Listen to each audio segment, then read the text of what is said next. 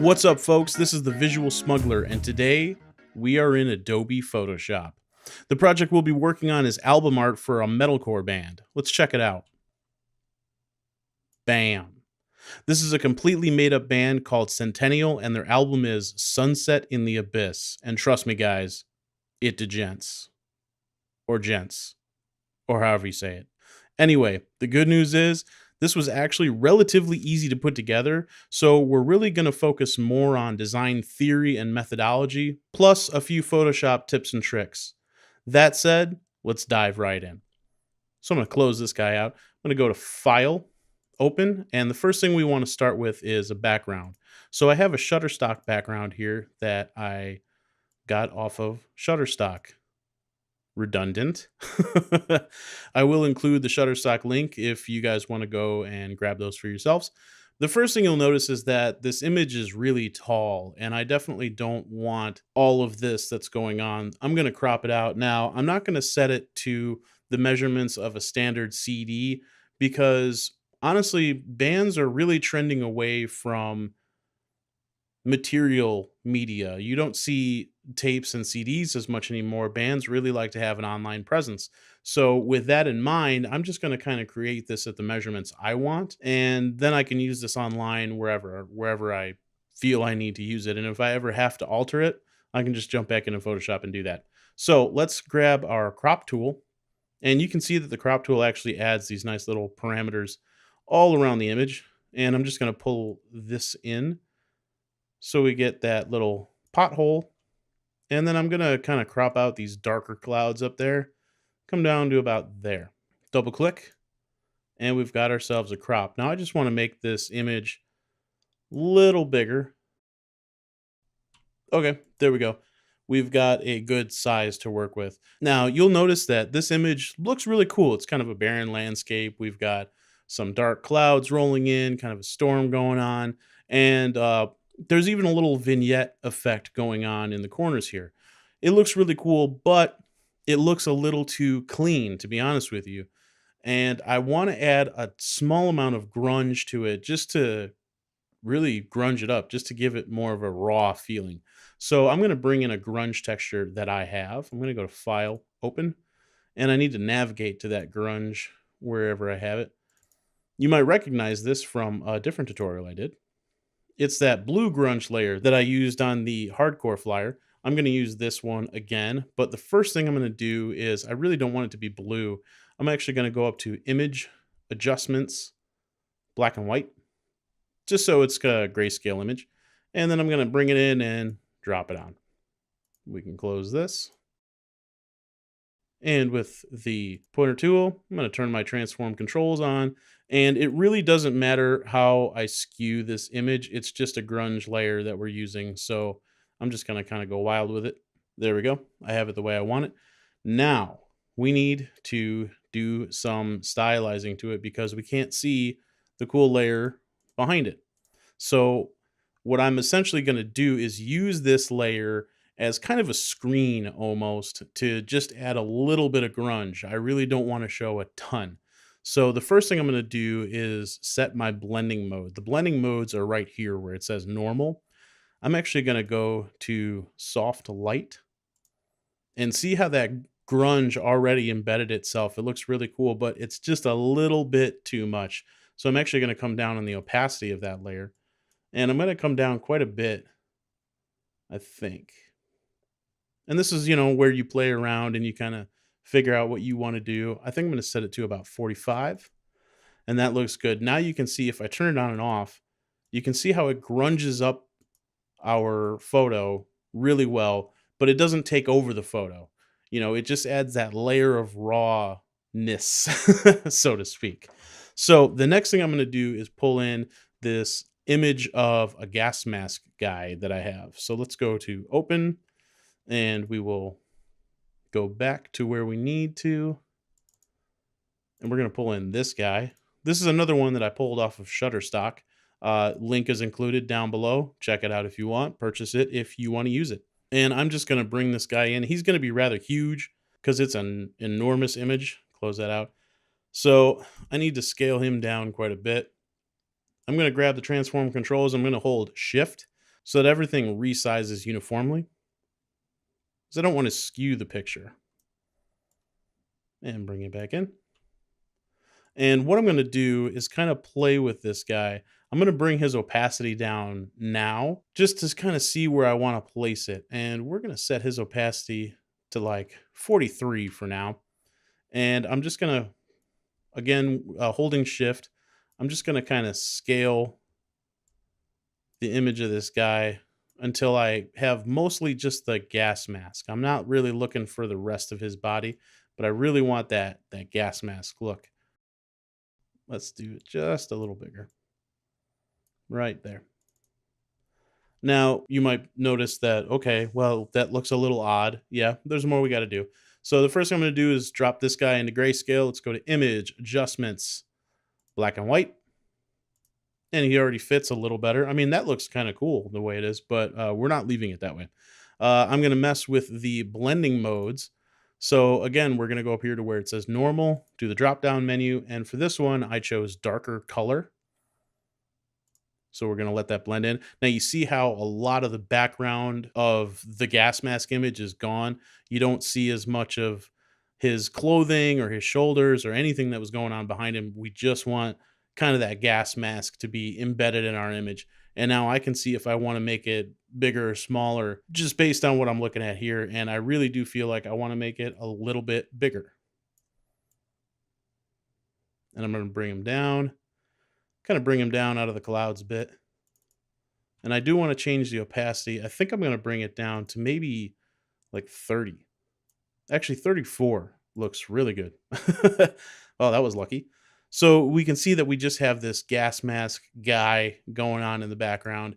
And with all of these layers, I'm going to turn them off. You know, we started with this layer, then we added some grunge, and then we embedded an image into it, all using transfer modes. You know, we were able to put all of this together with just transfer modes and playing with the opacity, setting things to grayscale, and it looks pretty cool for what we're trying to achieve. So definitely don't be afraid to play with transfer modes. This is some really cool stuff, some really powerful stuff that can make awesome designs. Now, moving along, let's get some text in there. I'm going to go to my text tool. I'm going to use the font Babus New. Babus is a really nice sans serif font that a lot of designers are using these days, and it just looks really, really clean. So Centennial. And right now you might be like, well, that doesn't really look that good. Don't worry, guys. I'm going to style it up. I'm actually going to make it look pretty cool.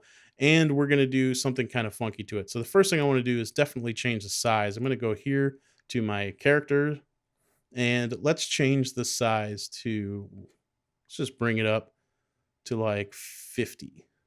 Actually, you know what? Let's just go 54. There we go. Now, you might have noticed that I kind of clicked on the T here. If you can see my mouse, it might be kind of small, but you can see that these little arrows show up. If I move the mouse like left and right, it actually changes the size, and you can control it that way. You don't actually have to input numbers and things like that. But I'm going to stick at 54.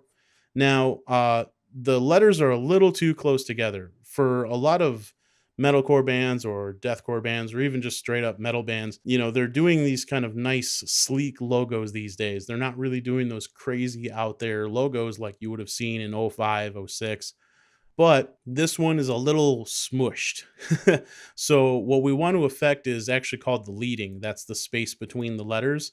So I'm going to go Control A to select all. And let's go up to the leading.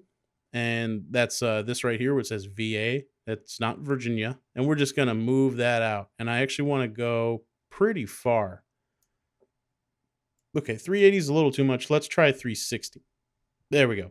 Cool. That looks cool.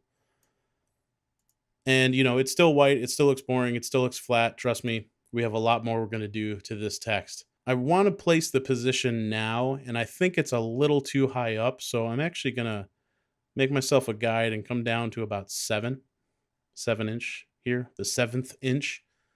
I'm going to grab my move tool, and I'm just going to pull this down so it snaps. And then we can just pull this guide back up and get rid of it. Cool. Yeah, so that's where I want Centennial to sit. You could put it toward the top if you wanted to. I think this looks cooler at the bottom. It's just kind of like under the gas mask, and then you've got this whole image to stare at and love if you really want to. Anyway, let's do some more to this text. One thing I want to do, and one thing that I see a lot of bands do these days, is take a letter and turn it backwards. It's just one of those things that like catches your eye, and it might look kind of wonky, but it's definitely an eye-catching sort of thing. You're gonna be like, "Oh, Centennial, cool. Maybe they gent, maybe they degent or something." But anyway, what I'm gonna do is actually I want to turn the letter N backwards. And some of you might be thinking, well, how are you going to do that? You can't really mess with text unless you control and go to rasterize type. No, no, no, no, no. There's an easier way to do it. What I'm actually going to do is select all, Control A or Command A if you're on a Mac. I'm going to go to Type. I'm going to choose Convert to Shape. Now, this means that I can't use the text tool anymore. This has made it a shape layer, but this is going to allow me to manipulate each individual letter any way that I want. And the tool that I'm going to use to do that is actually the Move tool. That's the arrow all the way down here under the text tool. I'm going to click on that, and I'm just going to click into the image. But check this out. I can click on just the N, and now only the N is selected. So the next thing I want to do is right click. I'm going to choose Free Transform, and then I'm going to right click again and do Flip Horizontal. And it just flipped the N backwards. So if I come back to my Move tool, apply, boom, we have that backwards weird N thing going on, that backwards letter, cool metalcore feel, I guess. So now that that's done, we cannot manipulate this as a text layer anymore. So definitely make sure you have your text placed and sized the way you want it before you go turning it into a shape and kind of monkeying with it. Now, let's do some stylizing. The first thing I want to do is add a gradient because I don't want it to be white. I don't want it to be flat. It's just kind of an odd feeling there. Some of you might have seen pixelation going on, by the way. It's just because I had the Move tool selected. Anyway, so basically what I want to do is I want to make the text fit with the picture. If I leave it white, okay, it stands out. Sure, I could add a drop shadow and it would just be white. But instead, I'm going to try to add some color to it so that it fits with the picture. It's not going to be embedded into the picture, but it's going to fit a lot better with the whole aesthetic going on. And to make that happen, I'm going to start with a gradient. So I'm going to go down here to the effects, and I'm going to choose gradient overlay. So here we are in the gradient. I'll set that to default so we can just kind of start over from scratch. And the first thing I want to do is play with the colors of the gradient. Right now it's just white on white. So I'm going to change these colors, and I do have the color codes written down, so it's just easier. You guys don't have to watch me fiddling around trying to figure out what color I want, and this will just make the tutorial that much quicker. So 171717, it's a very dark gray. Click OK. And the color over here, I'll just paste that in real quick. Click OK. And down below, I will show you guys what those color codes were so you can use those if you want. Cool. There you go.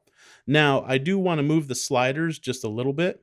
I think I'm going to move this one so that we have more of the lighter color. I definitely want to come to maybe about 86%. And then I'm going to move the dark slider up to about 7.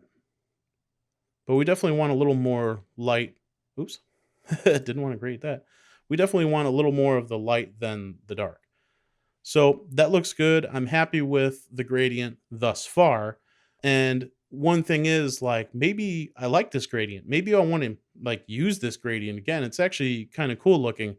The good news is you can save your gradients. All you have to do is come up here and let's call this one metallic.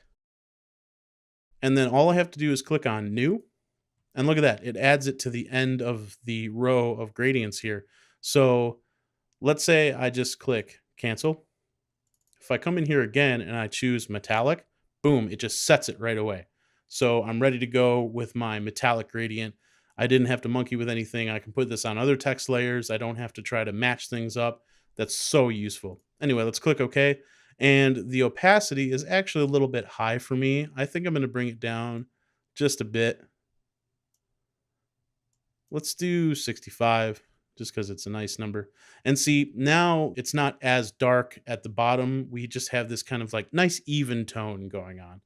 So now that that looks good, and let me move this up just a little bit so we can see all of Centennial as we mess with it. You can see now how it's got this like kind of metallic, this grayish kind of look to it that's fitting with the picture, but it doesn't completely fit all together. And I think the next thing that I'm going to add is an inner glow. It's going to give us a little tiny bit more color without overtaking things like a color overlay, which, that's not going to do what we want to do.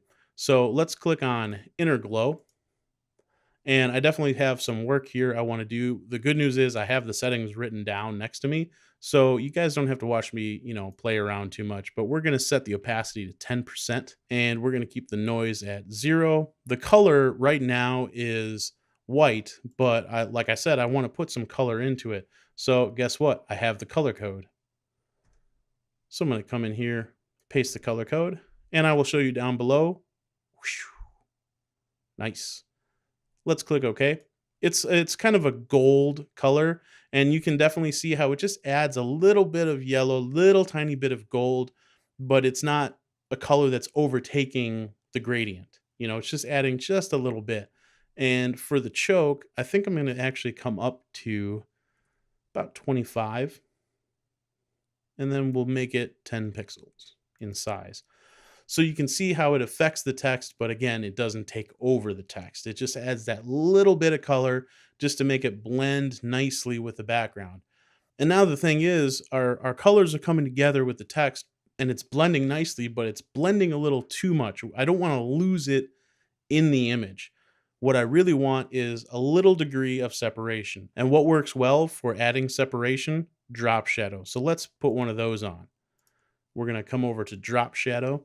And again, I do have my settings written down, so I'm just going to pop all these in. We're going to go to 90% opacity.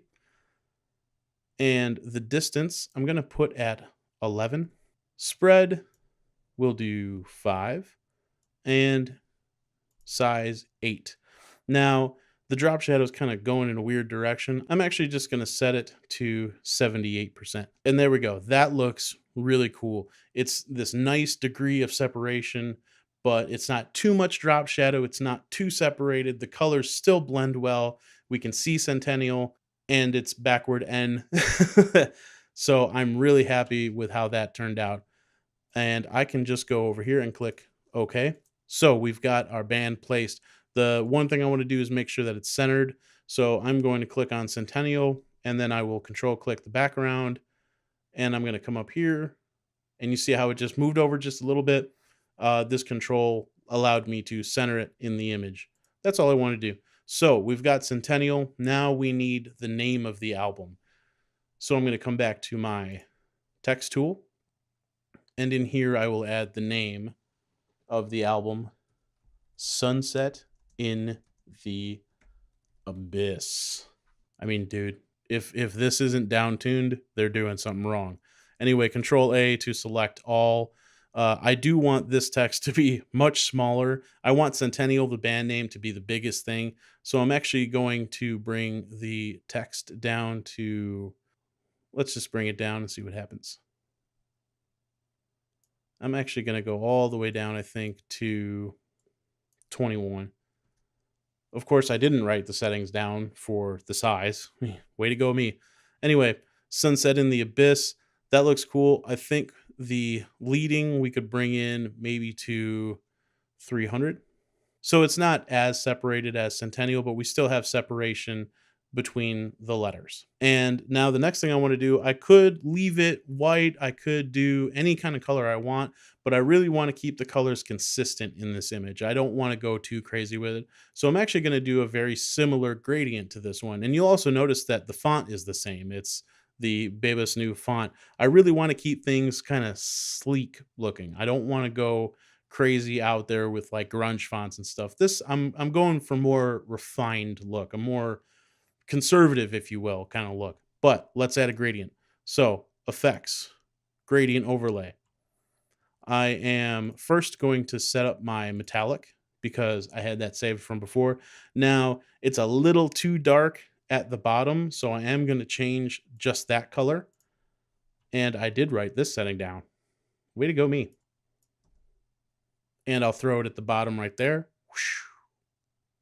And there you go. Let's click OK.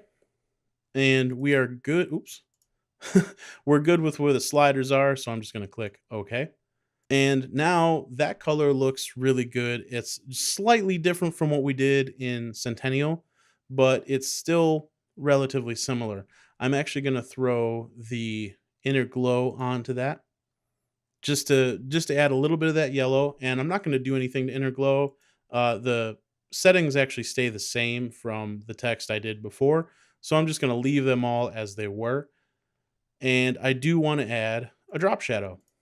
Problem is this drop shadow, it's a little much, so I think we need to come back on it just a bit. I'm gonna go to 5 on the pixels. The spread and the size are okay, and I'm gonna go to 86. Awesome. That looks good. Our drop shadow isn't going too crazy, but it's still adding that separation that we want in the title of the album. So I'm gonna click OK. And guys, that's it. That is our album cover. There's really not much more you could do. Well, who am I kidding? There's all kinds of things you could do. You can have all kinds of fun with Photoshop.